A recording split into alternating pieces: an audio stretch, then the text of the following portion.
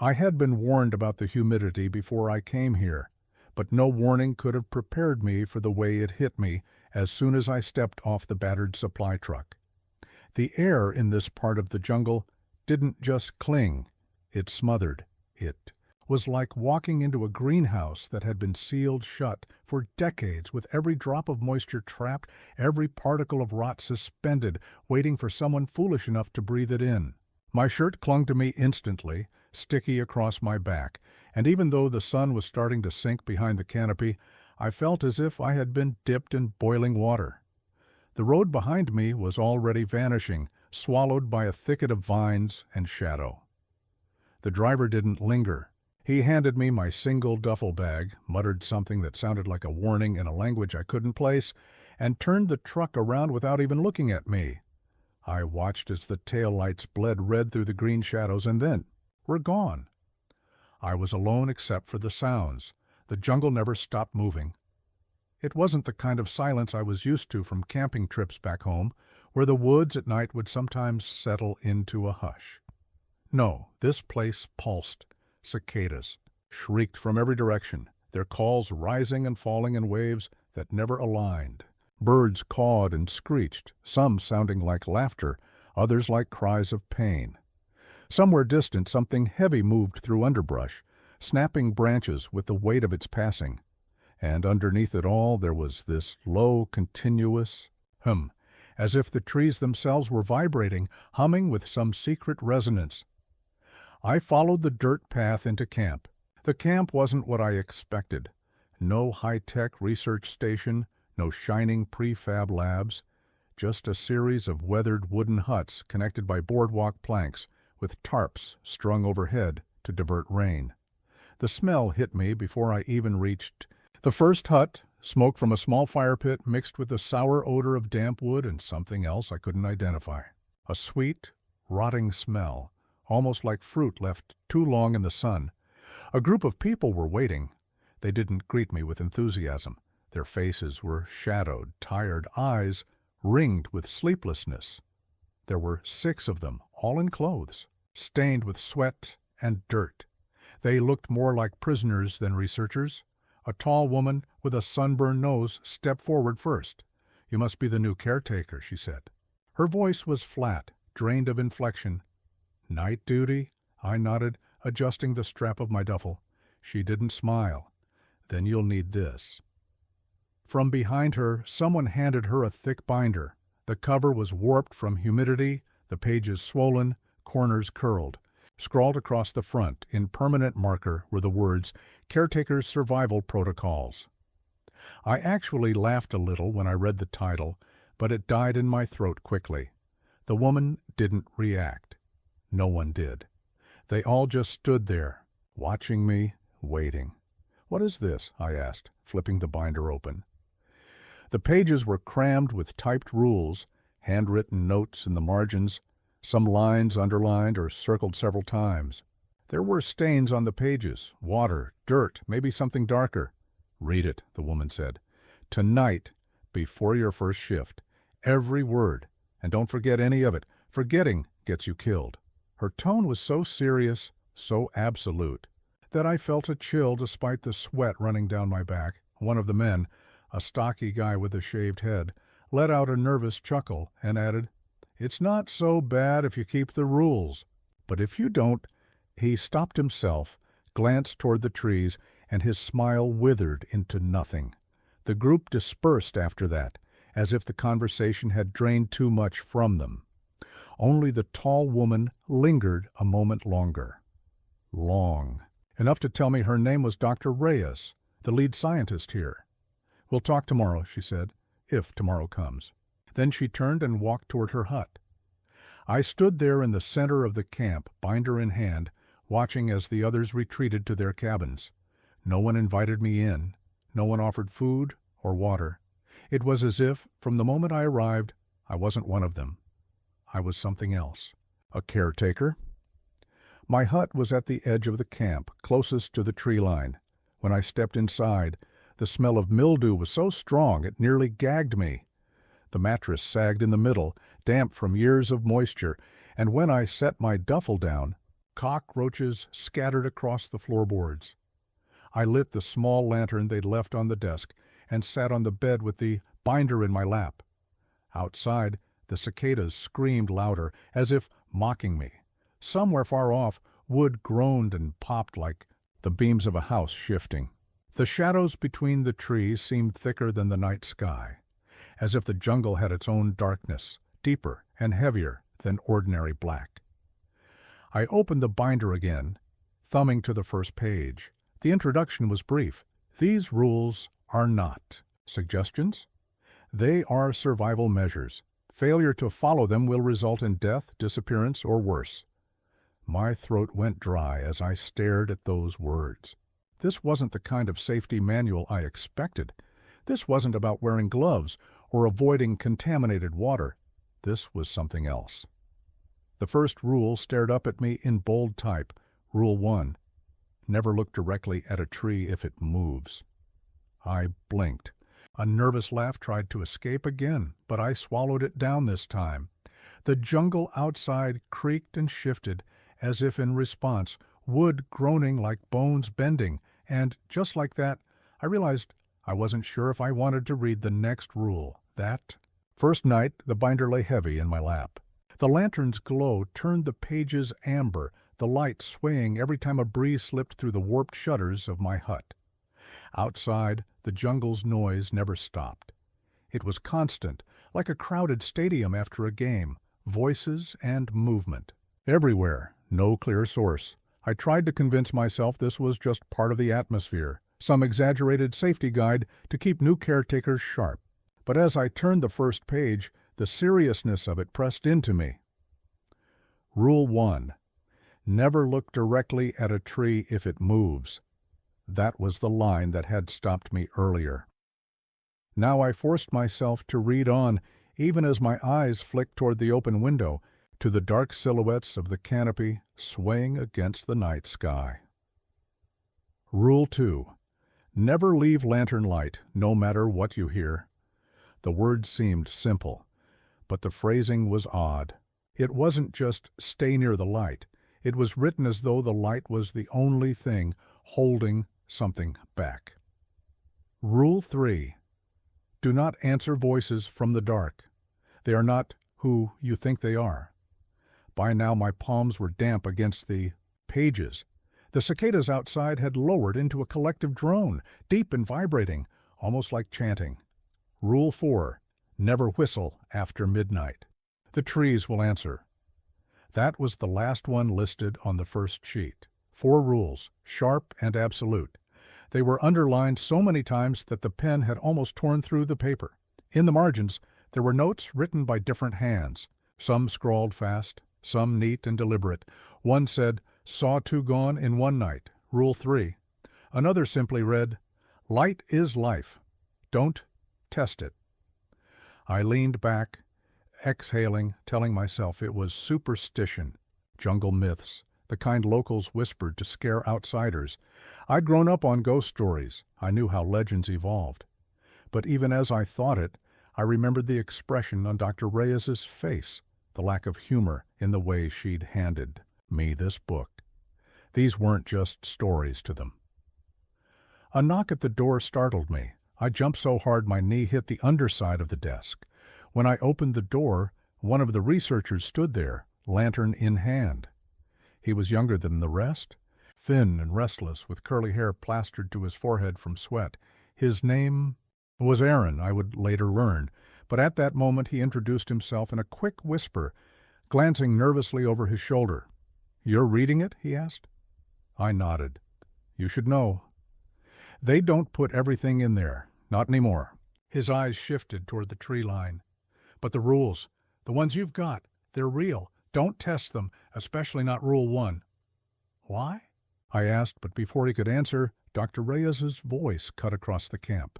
"Aaron!" Her tone was sharp, like a leash snapping tight. "Leave him, now!" Aaron stiffened, gave me a look that was half warning, half apology, and disappeared into the dark.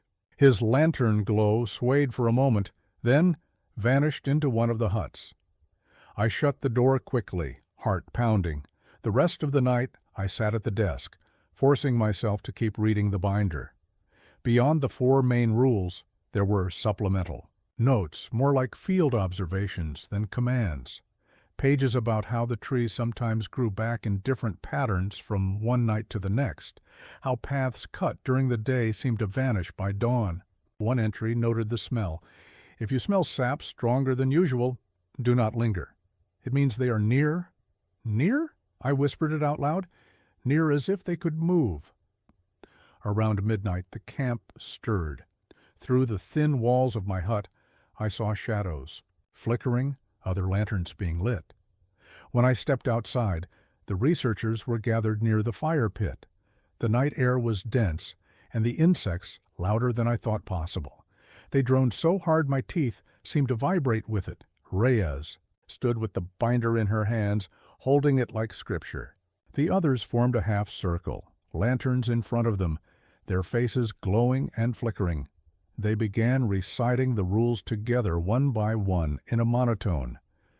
Never look directly at a tree if it moves. Never leave lantern light, no. Matter what you hear. Do not answer voices from the dark. Never whistle after midnight. I froze. It was exactly as Aaron had hinted. This wasn't just protocol to them, it was ritual. Their faces were solemn, almost vacant, as though the words weren't just rules but prayers. Reyes noticed me standing at the edge of the group. Her eyes lingered, unreadable, before she gestured slightly with her chin. "Join us, Caretaker." I hesitated, but something in her tone didn't feel optional. I stepped closer, holding my lantern in both hands, and murmured the words along with them. The moment we finished, a gust of wind surged through the camp, rattling tarps and snapping branches in the tree line. The cicadas cut off all at once. It was as if the jungle itself had gone silent to listen. Everyone froze. No one spoke. The silence lasted only a few heartbeats. But in that time, I swear I felt something leaning in, listening, testing, waiting. Then the noises returned, first in trickles. One bird, a frog, the droning insects, and the spell was broken. People dispersed quietly, not speaking to one another, returning to their huts. I lingered a moment longer, staring into the jungle. The tree line seemed wrong, as if the trunks weren't where they had been before. My chest tightened, and I hurried back inside. That night, sleep didn't come easily. Every creak of the hut's boards, every shift of wind against the trees made me think of the words I'd recited. And though I tried to reason it away, when I finally did drift off, I dreamed of bark peeling back like skin and roots curling like fingers, reaching for me in the dark. When I woke to the gray light of dawn, the binder was still on my chest, open to Rule 1. The underlined words stared up at me like a warning carved into stone, and for the first time since I'd arrived, I wasn't sure if I wanted to stay. The first few nights blurred together in a haze of sweat, lantern glow, and restless listening. My job, at least on paper, was simple. Patrol the perimeter, check that the lanterns stayed lit, and make sure the supply crates were locked. Nothing more. It sounded easy enough, almost insultingly easy, but the weight of the binder's words never really left my mind. Every night began the same way. At dusk, the air shifted. The insects that screamed through the day quieted, replaced by the endless buzzing of cicadas and the occasional call of something I couldn't identify. The heat didn't ease at night. If anything, it felt heavier, as though the humidity thickened once the sun dipped below the canopy. My clothes clung to me, damp and suffocating, my boots squelching faintly with every step. I carried my lantern in one hand and the binder tucked under my arm, though I knew every word of the rules by then. I read them over and over until they seemed burned into me, and still, I wasn't sure if I believed them. The first shift was uneventful. I circled the huts, listening to the creak of boards under my feet, the sigh of wind through tangled leaves. The jungle loomed on all sides, a wall of trunks and vines that seemed denser each time I looked. Nothing moved out there except branches swaying slightly in the air. Still, I caught myself checking too long, eyes lingering just in case. By the second night, I was starting to relax. That was when the oddities began. It was small things at first, shadows stretching at angles that didn't make sense. A dark line on the ground that, when I leaned down, wasn't a shadow at all, but a deep gouge in the soil, as though something had dragged itself through camp. The lanterns flickered more than they should have, the flames bending toward the jungle, as though pulled by a current of air that didn't exist. On the third night, I swore one of the trees was closer. I'd been staring at the tree line while adjusting a lantern, and when I turned back, the nearest trunk seemed almost a yard nearer than before. I blinked, shook my head, told myself it was exhaustion. But my chest tightened anyway. During the day, I asked Aaron if the jungle here shifted. Naturally, maybe the soil was unstable, maybe trees really did move, but slowly, like roots dragging forward inch by inch. He only stared at me too long, then muttered, "They like the new ones first." I tried to laugh it off, but his expression didn't change. On the fourth night, the noises grew stranger. I heard creaks like boards bending, only there was no wood in camp that big. It came from the trees.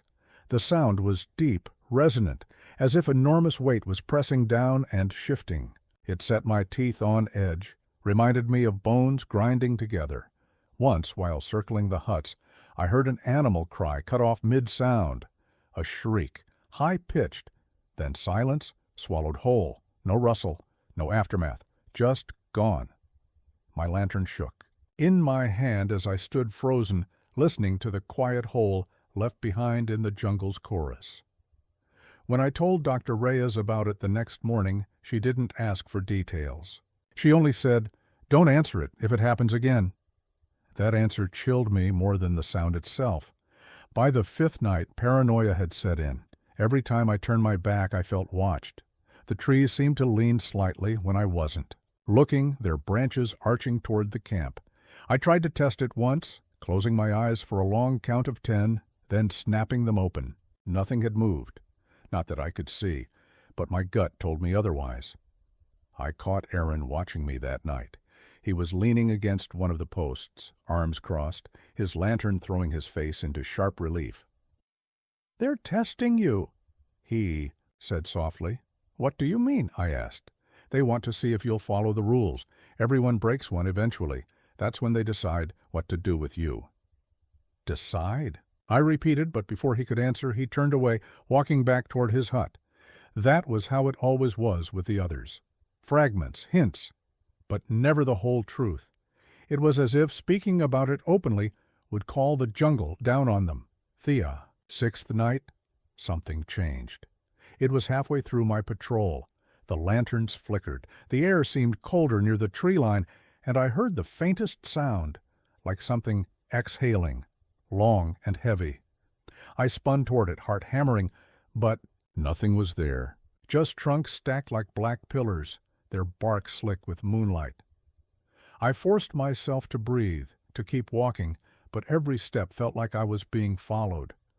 When I finally reached the far edge of camp, I stopped to rest, lantern swinging. By my side, that was when I heard it. "Hello?" A voice, soft from the jungle. My skin crawled instantly. It sounded human, male, uncertain, but muffled somehow, like it was filtering through layers of wood. "Who's there?" the voice called again. Rule 3 echoed in my skull. Do not answer voices from the dark. I bit my tongue to keep the instinct from rising. The voice grew closer, clears. "Please, can you help me?" It sounded like Aaron. My throat went dry. The rules weren't supposed to make sense, I told myself. They were commands, not explanations. But my gut twisted as the sound came again, exactly Aaron's tone, his cadence, calling for help just beyond the tree line. I gripped the lantern tighter and stumbled back toward camp. My chest hurt from how hard I held my breath, terrified that even breathing too loud might count as answering. When I finally reached my hut, I bolted the door and sat with the binder open, staring at Rule 3. My hands shook so badly I could barely keep the words in focus. By dawn, I hadn't slept. Aaron passed me outside as if nothing had happened, nodding tiredly on his way to the mess tent. He didn't look injured. He didn't look like he'd been screaming for help hours before. When I asked him about it, he froze, then leaned in close, whispering so no one else could hear. "That wasn't me," he said. "They know your weakness now." And just like that, the paranoia set deeper, digging in like roots. By the 7th night, exhaustion had become its own kind of sickness. My skin was clammy all the time, clothes permanently damp, the heat pressing down like a wet blanket. The binder never left my desk, its pages warped and curling, as though the jungle's humidity was trying to digest it. I read it every morning, every evening, memorizing every line, as if sheer repetition might carve it into my bones. But knowing the rules and keeping them were two very different things. That night, the lanterns burned low. We had been warned supplies were dwindling. Oil was being rationed. Each flame seemed weaker, halos of light barely pushing back the dark. The jungle pressed in thicker, shadows stitched together so tight it felt like staring into a wall. I walked. The perimeter, lanterns swaying in my hand, sweat dripping down my temples and into my eyes. The usual drone of cicadas had dulled, as if muffled under something heavier. That silence wasn't normal anymore. It was a sign. I reached the far edge of camp where the boardwalk tilted downward, warped by years of damp. That was when I noticed it. The nearest tree was closer. I froze. I knew I had seen that same trunk the night before. It had been yards back, marked by a knot that looked like a staring eye. Now it stood almost at the edge of the planks, massive roots curling like muscles straining against the soil. The rule thundered in my head. Never look directly at a tree if it moves. My instinct screamed at me to turn away, to walk, to not confirm what I thought I saw. But curiosity, fear, stupidity, they all tangled together. I stared. For a long moment, nothing happened. The tree was just a tree, bark rough and cracked, moss draped along its side. My breath came in shallow gasps, sweat dripping into my shirt. Then the bark rippled. At first I thought it was a trick of light, the lantern flame catching moisture, but it wasn't. The ridges of the bark shifted like skin stretching, as though something enormous exhaled beneath the surface. My stomach lurched. My legs locked. I couldn't tear my eyes away. The ripples spread upward, and with them came a sound, a groan, long and low, vibrating through the air. The trunk seemed to lean toward me, slow, deliberate. The heat vanished. In its place, a wave of cold washed over me, so sharp it burned. My breath came out in clouds, visible even in the thick night. The rule screamed in my head. I had broken it. I was staring. The tree's surface began to split. Thin seams ran down the trunk, oozing dark sap that glistened like blood. The grooves widened, opening like mouths gasping for air. Beneath the bark, something pale shifted, pressing forward like muscle straining under skin. I stumbled backward, but the lantern light flickered violently, dimming. The groan deepened into something else, a rhythm like breath. I realized the tree was breathing with me, sinking each inhale and exhale. My chest tightened, as if it wanted to drag the air out of me. "Stop," I whispered, though I knew Rule 3 forbade speaking to the dark. I couldn't stop myself. The lantern sputtered again. My shaking hands knocked it against the trunk of the boardwalk, sending sparks against the damp wood. Desperation took over. I swung the lantern like a weapon, smashing it against the base of the tree. The glass cracked. Flame burst upward, a sudden flare of yellow-white. The tree recoiled. I swear it moved. Not just leaned, but actually shifted back, roots grinding into soil. The rippling bark froze, the seams sealing with a hiss of steam, sap sizzling where the flame had licked it. I stumbled backward, chest heaving, holding the broken lantern out like a shield. My breath fogged in front of me, then slowly, painfully, the heat seeped back. The cicadas resumed their endless screaming. The jungle exhaled, and with it I felt my own body loosen enough to collapse onto the planks. For a long time I just sat there, clutching the shattered lantern, staring at the tree that had returned to perfect stillness. When I finally staggered back to camp, the others were waiting. Dr. Reyes stood by the fire pit, arms crossed, expression carved from stone. The others lingered behind her, Aaron, pale and restless. The stocky man I'd seen before, jaw clenched tight. "You looked at it," Reyes said. "It wasn't a question." I opened my mouth to deny it, but the words caught in my throat. I just nodded instead. Her eyes narrowed. "You're lucky you're alive." The stocky man spat into the dirt. "Luck won't last. First break is always the easiest. The jungle forgives once. After that it doesn't." No one comforted me. No one offered explanation. They all just looked at me with a mix of pity and resentment, as though my weakness had stained them all. Later that night in my hut, I tried to sleep, but every time I closed my eyes I saw the bark rippling like flesh, the seams splitting open, the sap gleaming wetly. I could still feel the cold clinging to me, deep in my bones. And when I finally drifted off, I dreamed of the tree again, except this time it had no bark at all, just pale, endless flesh stretched into the shape of trunks, breathing in unison, waiting for me to look too long. The night after my mistake, the air around camp felt heavier. Even the fire seemed reluctant to burn, its smoke clinging low, drifting in slow coils like something alive. No one wanted to say it out loud, but they all knew I had broken Rule 1. That marked me. I could feel the shift in the way they looked at me. Before, I had been the outsider, the new recruit, pitied but tolerated. Now I was dangerous, like carrying rot inside my skin. If the jungle had noticed me once, it would notice me again. And maybe, they feared, it would notice them by proximity. Still, that night someone built the fire bigger than usual. We gathered around it in a loose circle, lanterns forming a trembling ring of light just beyond. The jungle pressed in, an ocean of black foliage, every shadow shaped like a watcher. Aaron was the first to speak. He always was. His nervous energy boiled over if silence lasted too long. "You ever wonder why it's always the new ones?" he said, voice cracking with a dry laugh. "First looks, first vanishes. Fresh blood is like sugar to them." No one answered.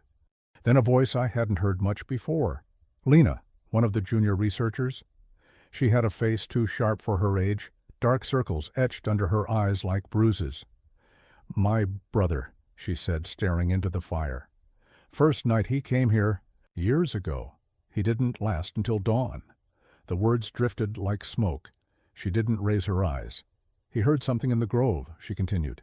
"They said he walked toward it smiling, like he was meeting someone he knew. By the time they chased him, he was gone. All they found was his pack."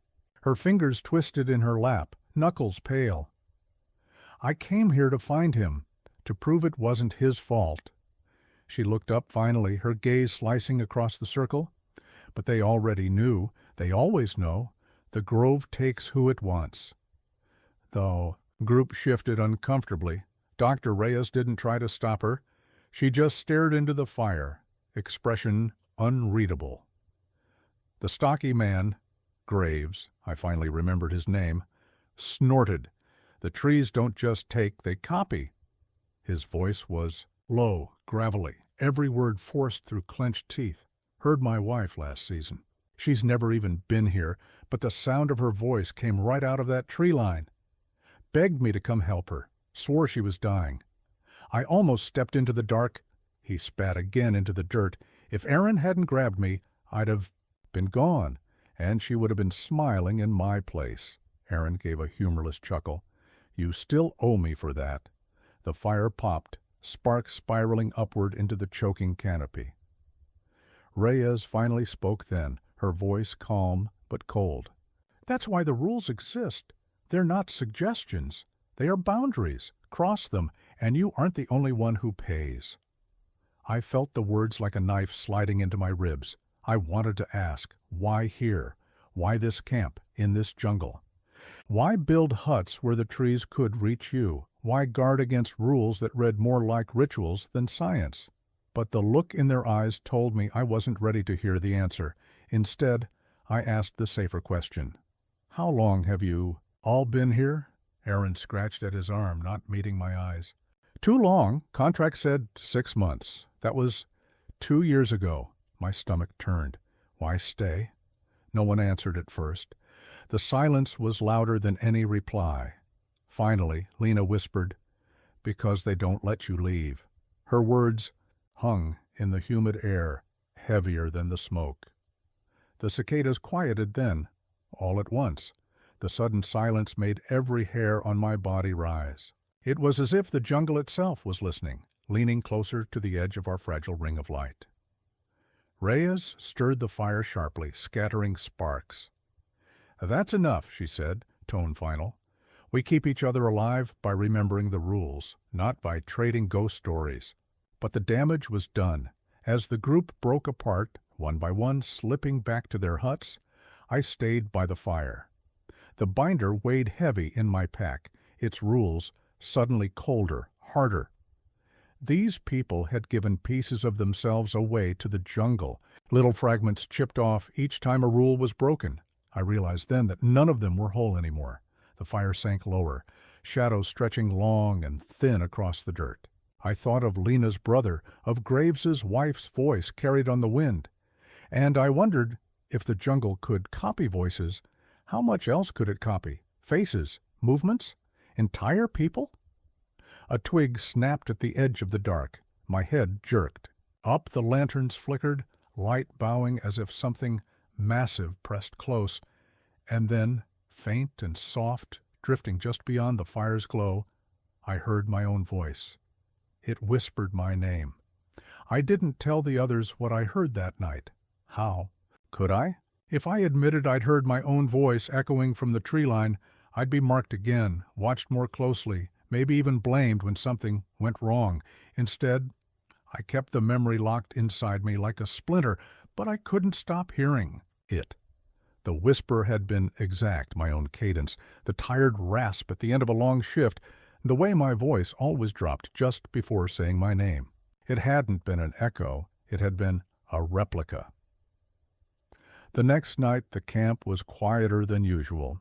We had eaten in silence, bowls of boiled rice and beans clutched tight, each of us pretending not to hear the sounds drifting in from the jungle. Low groans of wood shifting, the faint drag of roots against soil, the occasional wet pop that reminded me of joints cracking. Then there was Clara.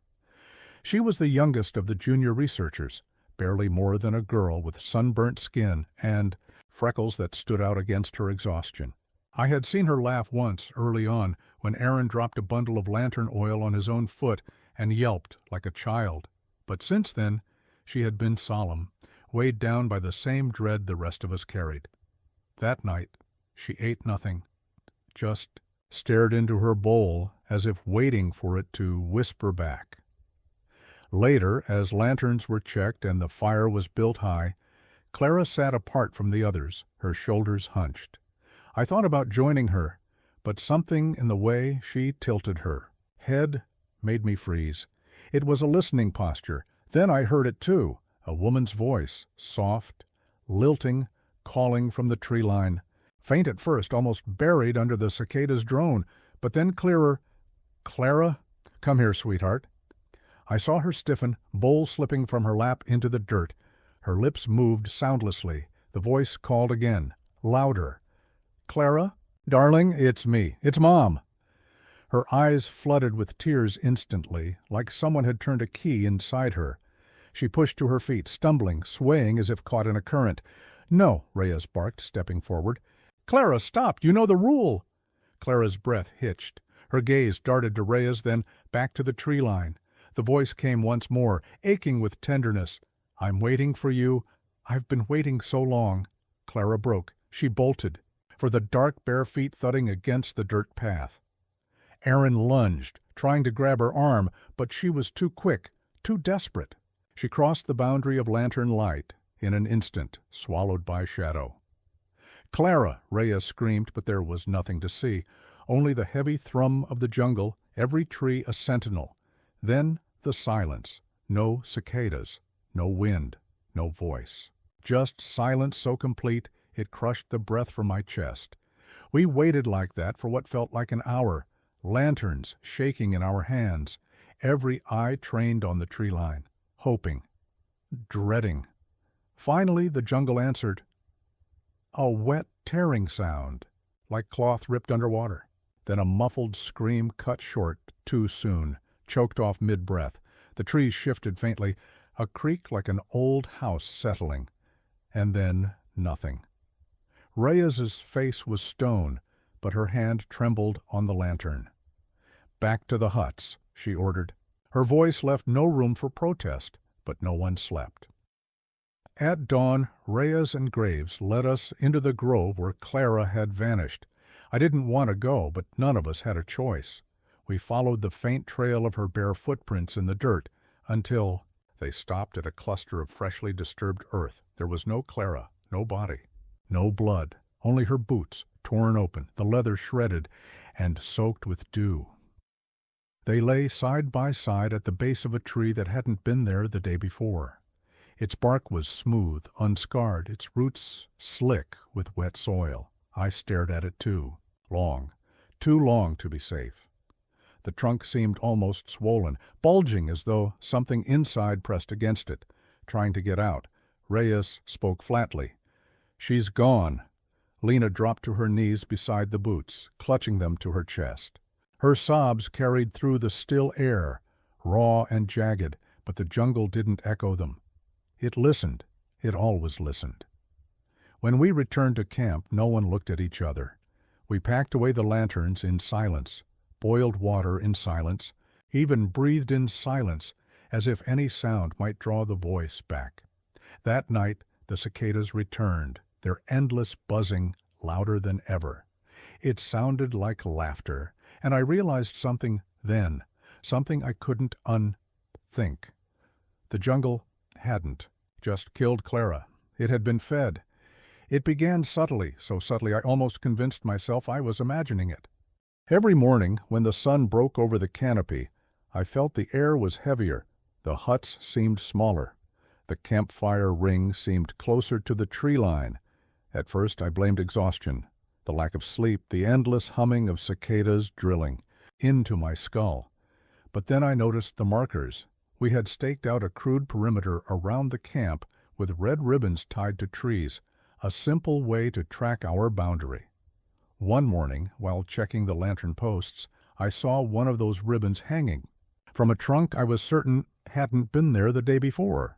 It leaned inward, its bark pale compared to the older giants around it, as if it had grown overnight. I tried not to think about it, tried not to count the steps between hut and tree, but when you live in a clearing ringed by walls of green, you can't help but measure space. You know every inch of ground, every root, every gap, and when those gaps start to shrink, you notice. On the fourth morning after Clara's disappearance, Aaron spoke what we'd all been thinking. Camp's getting smaller, he muttered, as we stood by the water barrels, scooping tepid liquid into canteens. His voice was flat, resigned. Trees are closer. Reyes didn't deny it. She just adjusted her belt and said, "Keep the lanterns full." But lantern oil was running low. The camp had been provisioned for months of study, but none of us had been prepared for how quickly the dark drank light. We were burning oil constantly, day and night, keeping the shadows at bay.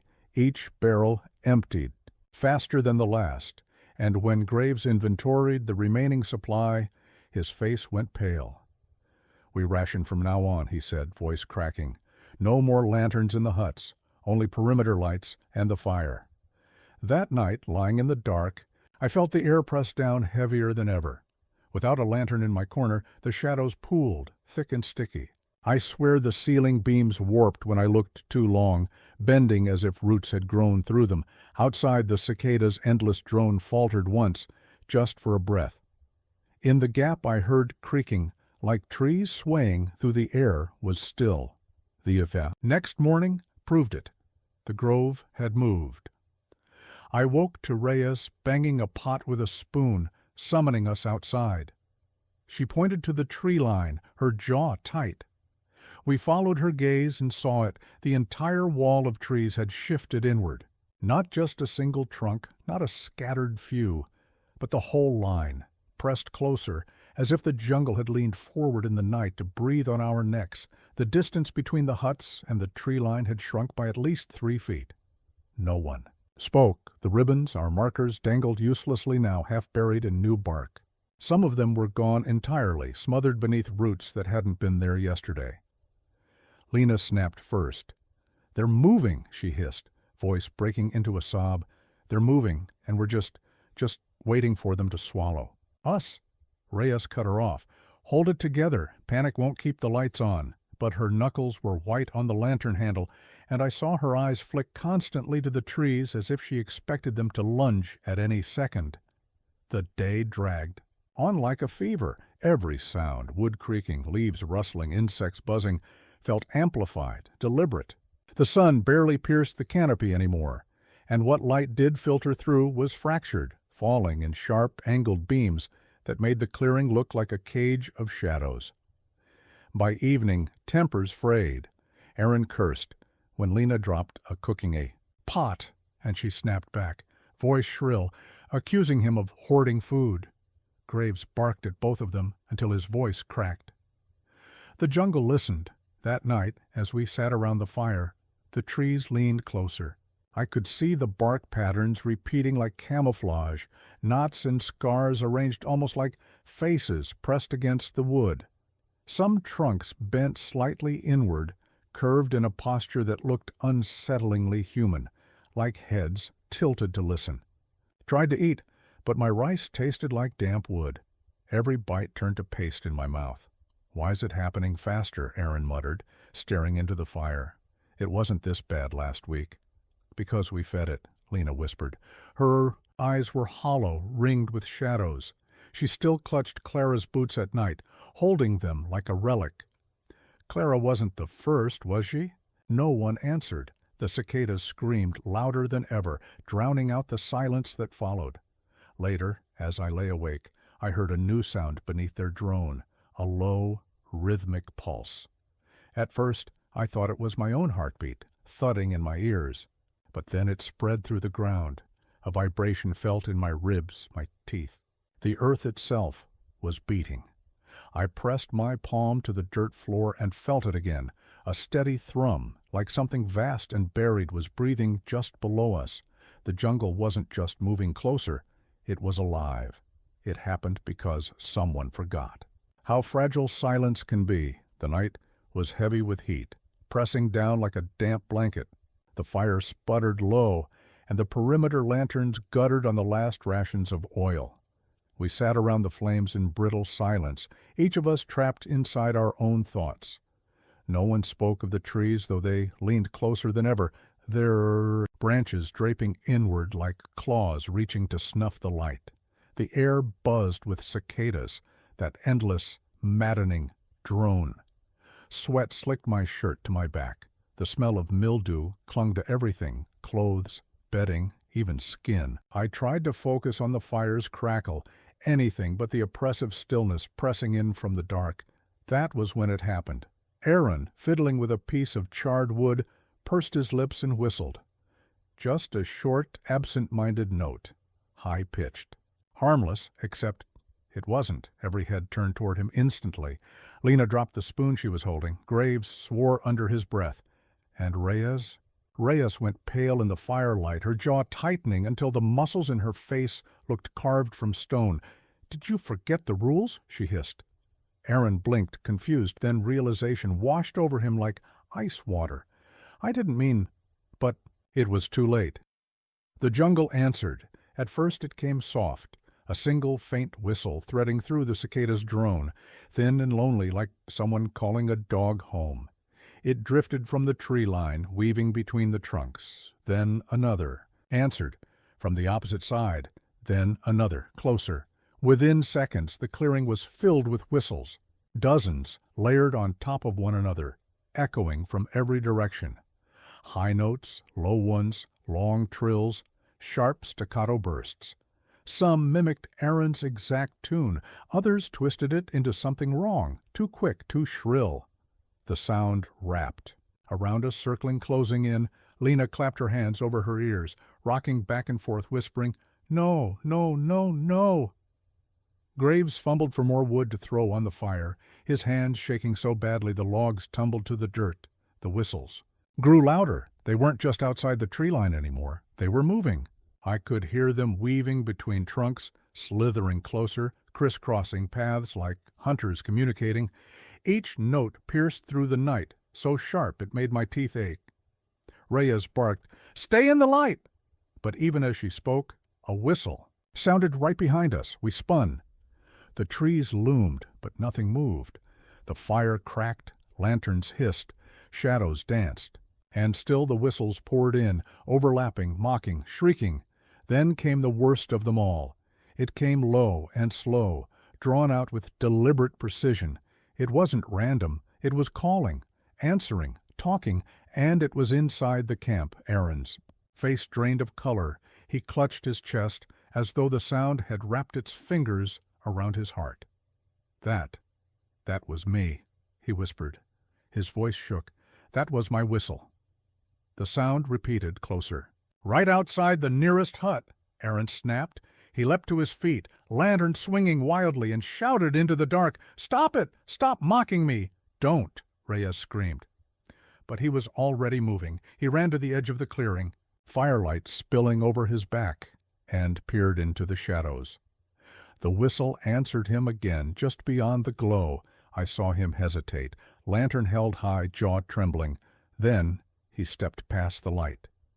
The jungle swallowed him whole. We heard him scream, not once, over and over. The sound tore through the clearing, shredding the air. Then his scream pitched upward, warping into a whistle, a long, piercing note that didn't stop for breath. Something dragged him through the underbrush, fast, branches snapping, leaves thrashing. The sound receded, swallowed by the chorus of whistles that erupted around us, shriller than ever. We huddled by the fire, clinging to one another, unable to move, unable to breathe. Every direction echoed with noise, so thick it was like drowning in sound. The fire hissed and spat, and I swear the flames bent as if recoiling from the cacophony. The jungle sang with his voice. It went on for hours. Whistles rising and falling, circling the camp, moving closer, then retreating. At times they overlapped in perfect harmony, an orchestra of mocking calls. Other times they descended into a shriek so piercing my vision blurred. I pressed my palms to my ears until they ached, but the sound wormed its way through bone, vibrating in my skull. By the time the first pale light of dawn touched the clearing, the whistles had faded. The jungle fell silent. Not even the cicadas dared to return. The fire was ash. The lanterns were nearly dry, and Aaron was gone. No boots, no scraps, nothing, just the memory of his voice whistling in the dark. I didn't sleep after Aaron vanished. None of us did. We sat in the ash-gray light of dawn, faces hollow, clothes soaked with sweat that had dried to salt on our skin. The jungle felt different after that night, not just dangerous, aware. It had tasted him, it had answered him, and now it seemed to wait, silent and expectant, as though amused that we thought our little circle of light could matter. Reyes tried to organize tasks, but her voice shook and no one listened. Lena stared blankly at the tree line. Graves drank from the dwindling supply of rum until his hands stopped trembling. As for me, I couldn't stop thinking about the binder, the caretaker's survival protocols. They had handed it to me on my first night, and I had treated it like some strange novelty, a campfire story made official.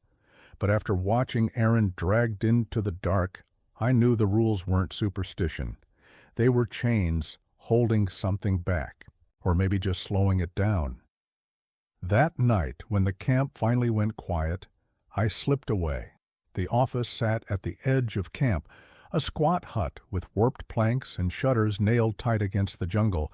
The air inside was thick with the smell of mold and ink.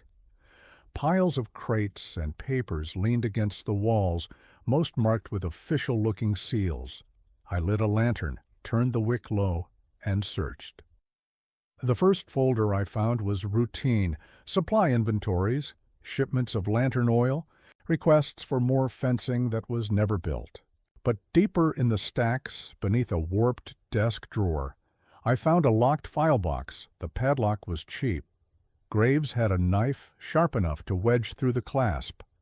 I broke it with 2 hard twists and opened the box.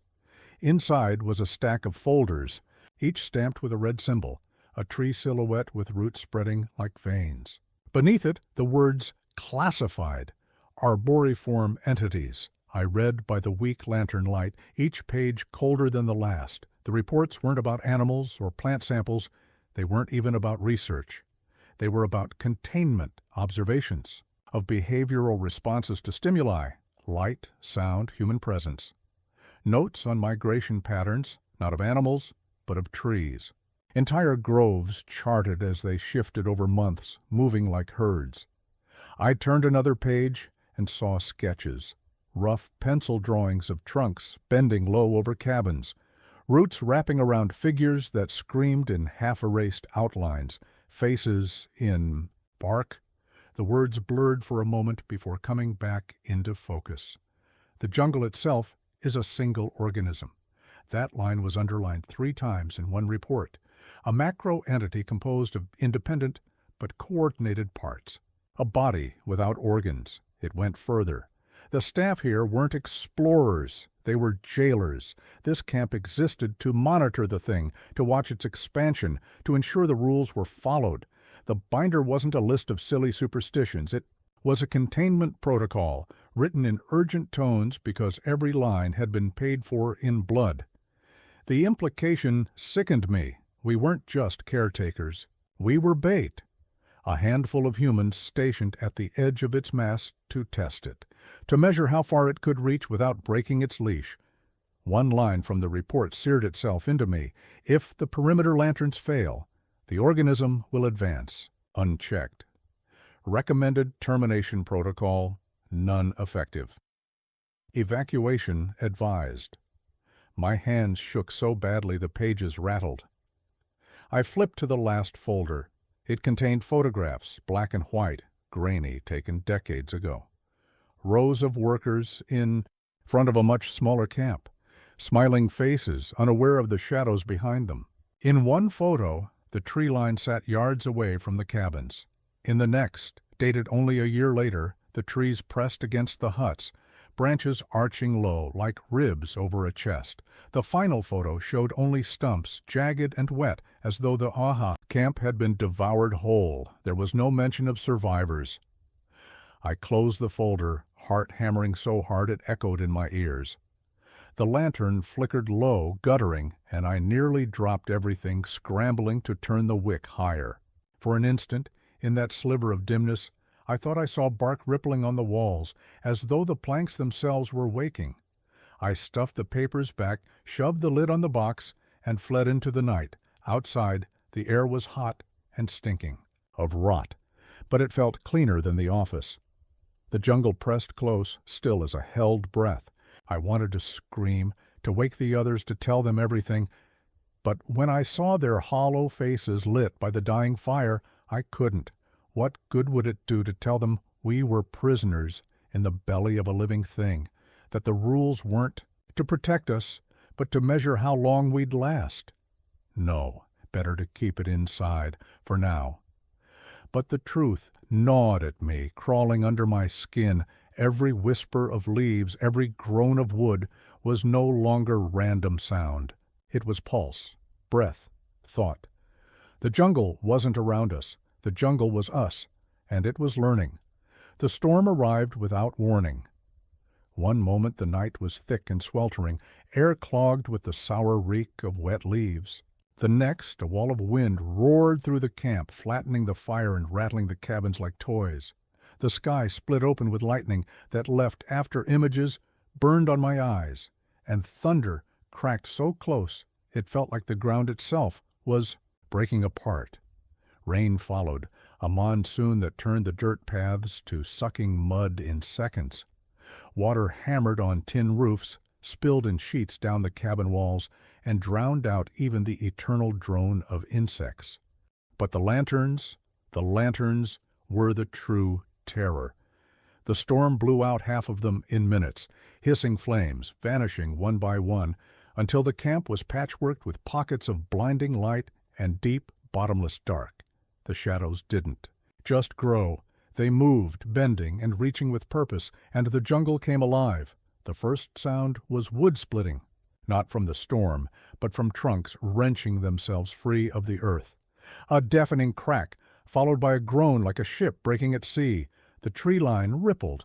Trees swayed against the wind's rhythm. Then one lurched forward. Then another. Reyes screamed for everyone to regroup, her voice hoarse and breaking, but it was too late. The grove struck the cabins first. I saw a trunk, thicker than a man's body, slam into a hut, the wall exploding inward with a spray of splinters. Screams rose from inside as branches curled through the opening, groping, wrapping around thrashing silhouettes. The entire structure tilted and collapsed, dragged halfway into the tree line like prey pulled into a den. The ground shook beneath my feet. Roots surfaced like veins, wet and slick, curling through the mud to trip those trying to flee. One worker went down hard, his lantern flying from his grip. It shattered in the mud, and before I could blink, a root coiled around his ankle and yanked.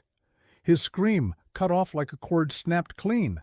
I ran, lightning flared, and in that frozen, white flash I saw the jungle's edge advancing, not as scattered trunks, but as a wall, an interlocked mass of bark and branches grinding forward, leaves shredded in the wind, roots tearing from the soil with wet sucking sounds.